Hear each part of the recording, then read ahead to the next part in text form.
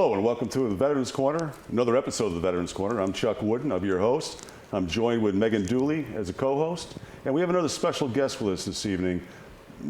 Definitely not a stranger to this show. It's Sarah Mitchell from Dames of Soldiers. When was the last time you were here? Oh, it was pre-COVID, so let's say 3-4 years ago? 2019? Okay, Sounds that's good. where we're going to go with that. That works for me. It's great to have you back, Sarah. The last time you were here, we had a great show, a lot of information, and I know the show is going to be even better than the last one. So let's get going. There's so much information we have to get into. I'm ready. All right. Let's go. Well, first of all, Dames for Soldiers, what inspired you to start that? Well, Dames for Soldiers came to be a happy accident. I had a friend who was doing some fundraising for the Fisher House Foundation, and she was looking for some friends and some models and some pinups to help her out at one of the events. And I had a group of friends. We got together. We then attended another event she was doing for the survivors of Iwo Jima motorcycle ride. And the organizers of that group, Gary and Marianne, who I know have been on the show as well, said, "What's your group's name?" That was a brief moment of panic because we weren't really a group at that point. So 2014, 2015 is our official birth date, and we became an official group then.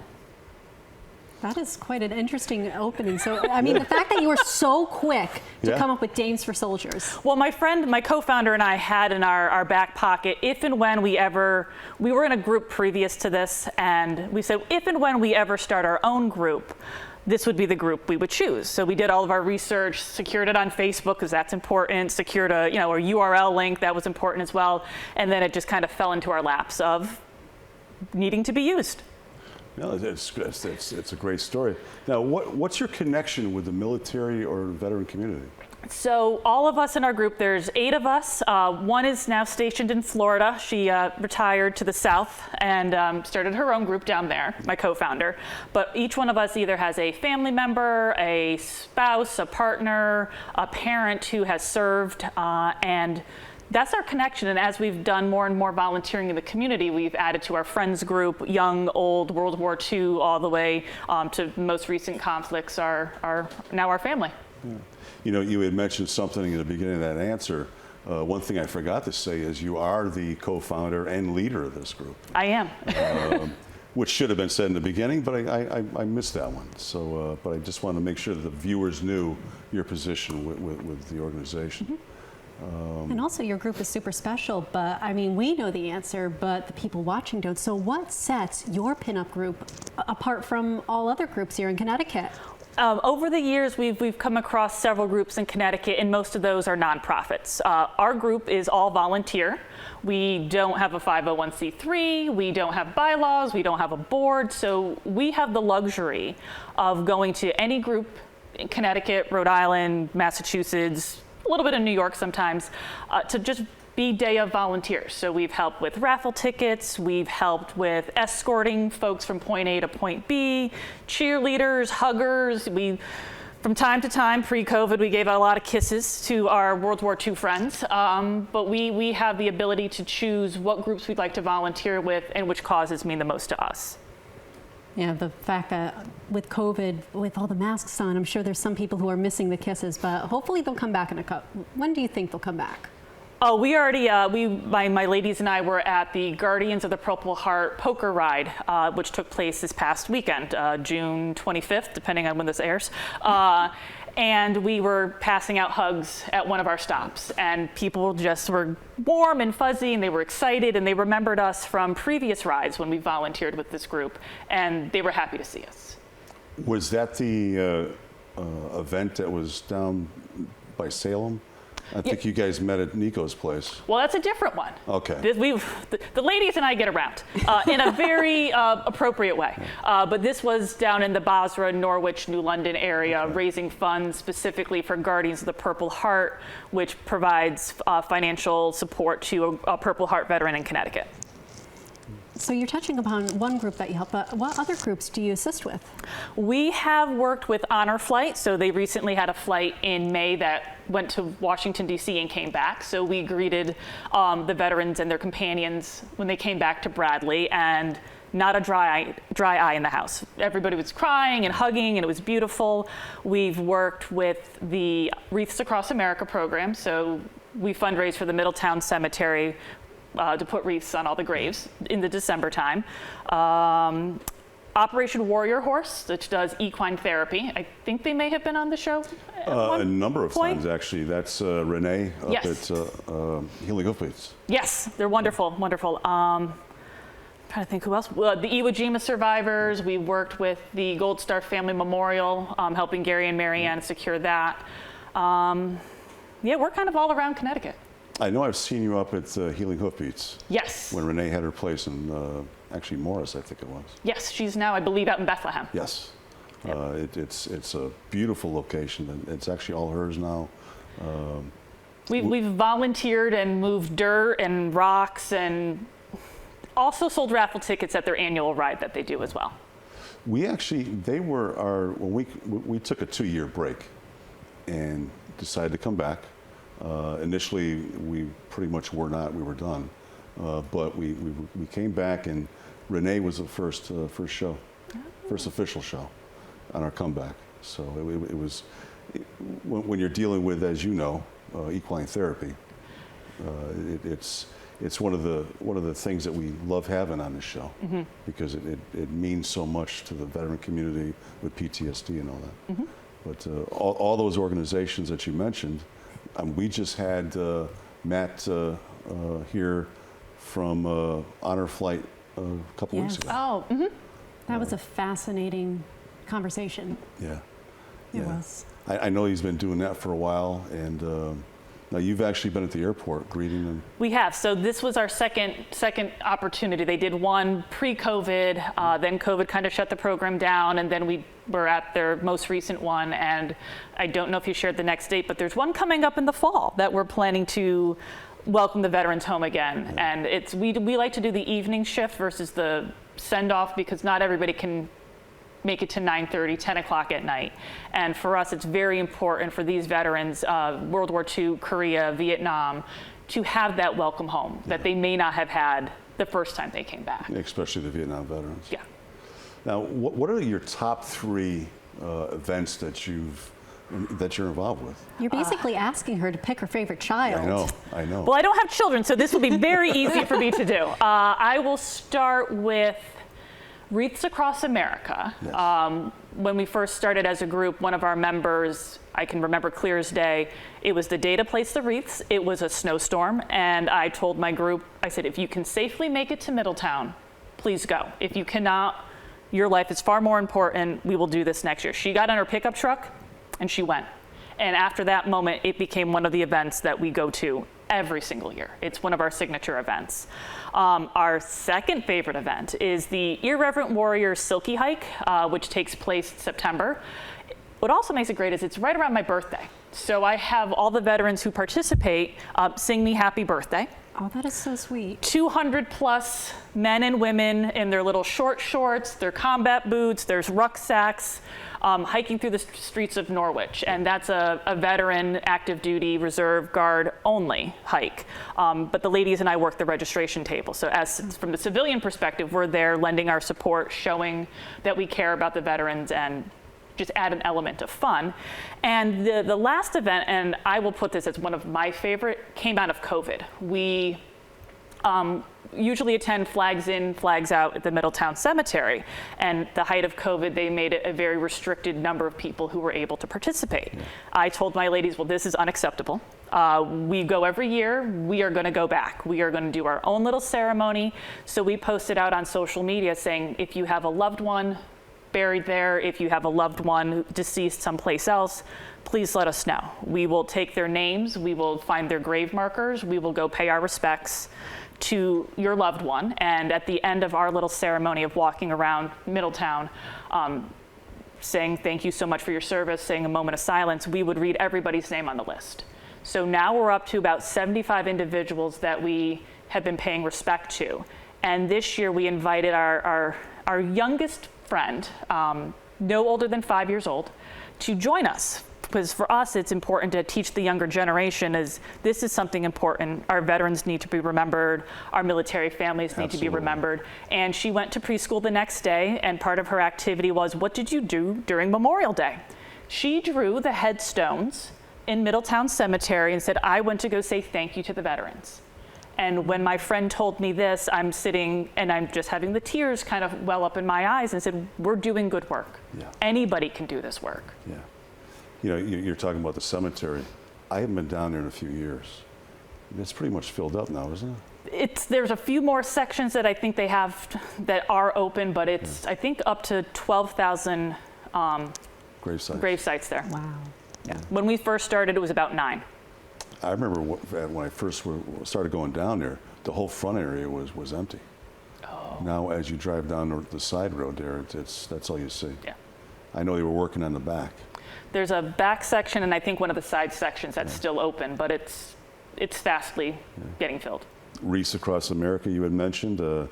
I've actually only been able to attend one of those, and it was probably about 4 years ago. Chuck, you can come with us this year. We expand our reach to anybody who'd like to join us. I remember seeing you on Facebook. I remember seeing that for Memorial Day.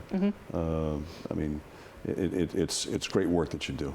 It really is. How does one become part of the organization? How does one become a dame? Well, sometimes we hold recruitments saying we're down in numbers, we're looking for some new friends, some new folks, and we have an application. We sometimes will receive emails from people saying, oh, I saw you on Facebook, oh, I saw you at this event, and kind of reach out to us. And if we're at a point in time that we're looking for a new member that may be in a different part of the state than where we are, because we're spread out northwest corner all the way down to the shoreline, the Milford area, a little bit of east of the Connecticut River, we'll do our best to kind of balance out where folks are coming from. So it's not all from one side or all from the other. It's pretty much the whole state. We cover the entire state. No event is, I won't say no event is too far. We do have limits, but we do our best to meet the needs of whatever veterans organization is out there if that needs help. That's great. It means a lot, and as you already know, I mean, the expressions on the faces of the veterans coming back from Washington, D.C. And that's just one thing, and that's rewarding. Oh, yeah, and you can see their families, if their families are there with them, just enjoying that somebody is taking the time that genuinely cares that my loved one is being remembered, that they are being seen. And for us as a group, we've been around since 2014, 2015. And the number of friends we have made, and also sadly, the number of veterans we've lost along the way, especially the World War II community, is great, but we know we're doing good work. Their families know we're doing good work. And hopefully it trickles down to some younger generations that see, I can do this too. That's key. You keep seeing the younger generation, just like the VSOs, the Veteran Service Organizations, like the Legion, VFW. You know, as somebody that's been in the higher levels of one of them, the Legion, you know, I always used to preach the organization, the individual, the generation before us got us here. It's our obligation to get the next generation. It's just like it's our obligation to inform and teach the younger generation. And that's great work, you know, that you guys are doing that. Absolutely. And so you've been around since 2014. You're about to celebrate your 10th year. But I mean, it's still a very young organization, and also COVID-19 sidetracked everybody, but still you've become part of the backbone of the veteran community here in Connecticut. And as we are hearing, people are so appreciative of what you do. And it's also a unique and fun service. But I'm interested to hear, what have you learned, not only from the veteran community, but also from volunteering all throughout Connecticut? You just say yes. The answer is yes. How can I help? And it's always, my real life job does fundraising, volunteers, and events. So it's been instilled in me, and my parents raised me to be a good person, be a volunteer. What can you do to your community to help your community, and your community will then help you later on. And it's taking those chances, making that phone call, reaching out, fact-checking, checking with other friends who may have volunteered with different groups to say, are they a legitimate group? Do they care? Is their mission and their money really going to what they say it's going to? And it can be scary. When we first started as a group, we're like, well, veterans, what do we say? What do we not say? What's okay? And they're people. and you just have conversations and you get to know each other, you get to figure out what's going on, and you just say yes. Now, there's all these events that you've been to.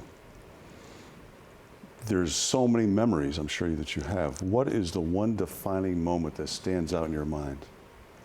Oh, I would have to say it was this past Memorial Day when we had our young person join us when we said the names in the Middletown Cemetery, and seeing somebody's parent understand what we do and feel comfortable bringing her daughter to participate, it gave me hope.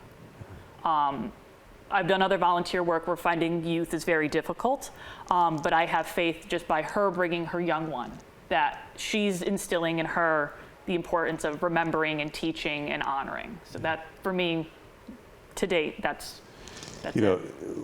I'm sure you've had so many. Is there one that is there another one that stands out in your mind that you'd like to share? Or, I know they're all, there's so many. There's so of them. many. Well, we had the Iwo Jima survivors of upstate New York. We went there, due to older age, not many of them are still with us. We went to one of their breakfasts at Christmas time, and we sang happy birthday to some of them, and we shared breakfast with them, and just to be in a room with folks who were at Iwo Jima.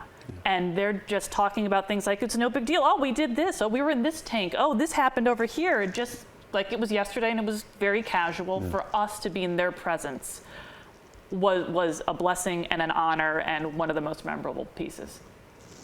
That is fascinating. And the fact that they opened up, but they felt comfortable sharing that with you. I mean, you spoke about the top 3 events that you helped out with, Wreaths Across America. You've waved to the Gold Star families and also those who've gone to Washington, D.C. for the tours and to get that welcome home that they never really received. But I know we've talked about your favorite events, but there's still so many events going on in Connecticut, especially with COVID. You know, we're opening back up and we're putting these events on again with the parades and stuff. So I think the question here is, what's on top of your bucket list? Oh, well, that's very easy. I think when I was on last time, this was still on the bucket list. We want to get to Arlington. We as a group want to go down to Arlington, see Arlington Cemetery. When I was in the 8th grade, I was given the privilege to lay the wreath on the tomb of the unknown soldier. And to be able to go to Washington, D.C.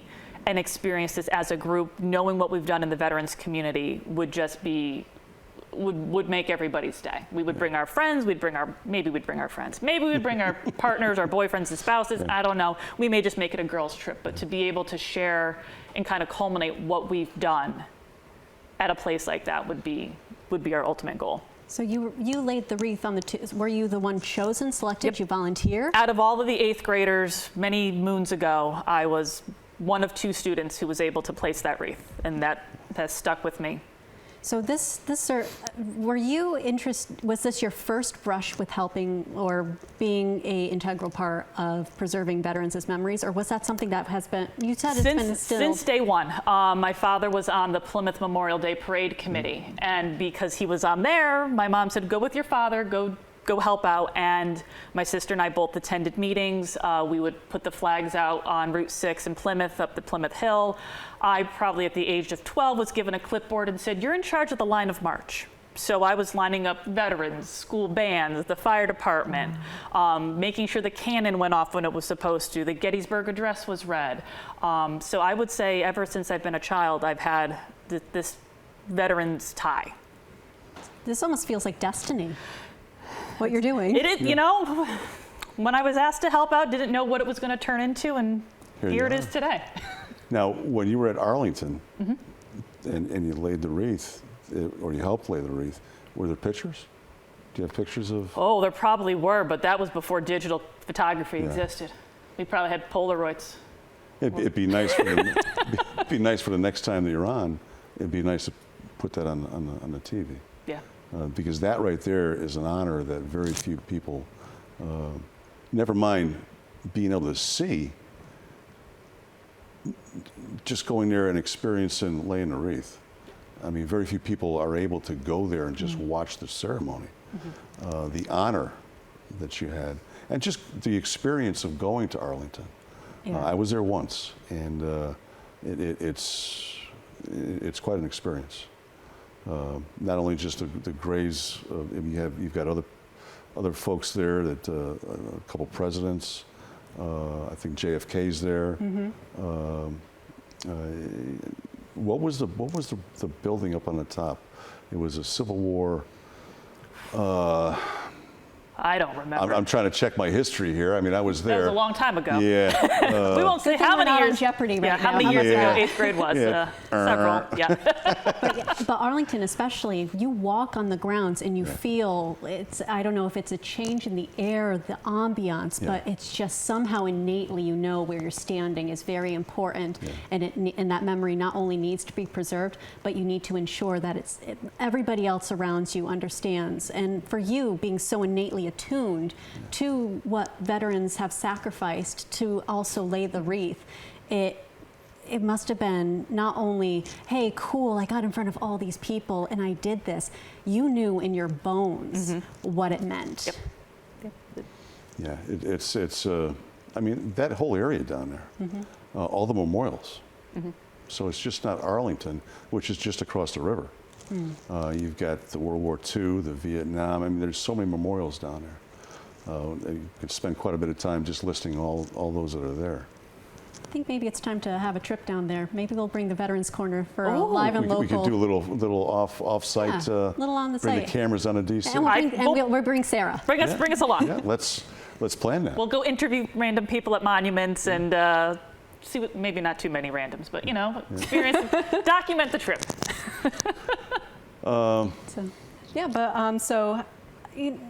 How we talked about how you can become a Dame, but how can you get more people? We understand what we were talking about with laying on the wreaths, but how can we engage other people in getting involved in this groups and events and fundraisers that we do? So the easiest way is, especially around Memorial Day or Veterans Day or even Flag Day, is attend what your community has going on. Attend a parade, go down to the green where they hold the ceremony. Don't just stand on the side catching the candy. Go actively participate. Have a friend who may be actively involved and say, hey, I've always wanted to volunteer. I really don't know what it's all about. Could you tell me what veterans are like? How can I join you? Is it okay if I join you? And it's sort of finding your own veteran connection. And for folks on this show who are very well connected, you can also look on social media. So Facebook, Instagram, different websites. And the more you start talking to individuals, you start to realize most everybody you know has a veteran connection. You can even reach out to convalescent homes or elder care facilities and say, I'd like to just sit with some of your people who may not be a veteran, but you may get paired with a veteran, and conversations just happen, and then you become entrenched in veteran culture. And like I said, as a civilian, I've learned quite a bit over the years of they're people. They're just like you and me who've done a different job. Different experience. Different experience. Yeah. Now, you mentioned websites and stuff like that, Instagram. I know you have a website, you're on Instagram, Facebook page. How can folks get in touch with you? So the best way is to either find us on Facebook, facebook.com, I think is /Dames for Soldiers, or visit our website, damesforsoldiers.com, and you can link to our social media. You can click a button and send us an email. We're very friendly. We tend to reply at a very rapid pace, so we keep an eye on our inbox the whole time. Yeah. Do you have a lot of people inquiring on Facebook? Now that COVID has kind of shifted, some of the events we've worked with in the past have reached out. We've also started reaching out to a few folks we've worked with before, and just other new groups saying, if you need some help, here we are. And it's about making connections and then having strong references for them to make connections out for you on your behalf. Okay, we got about 20 seconds left. Oh, boo, we were having so much fun. Yeah. I'm going to love seeing you guys out and about in public. This is one of those shows, these topics that will definitely have you back again. Give us some updates. Hopefully we get to Arlington. Yes. Before then. That's actually a great idea. Let's do it. Okay, with that being said, I want to thank the viewers for watching us. Thank you again for joining us again. It's an honor to have you back. Oh, thank you. And with that being said, That's all we have from the Veterans Corner. Good night, and see you next time.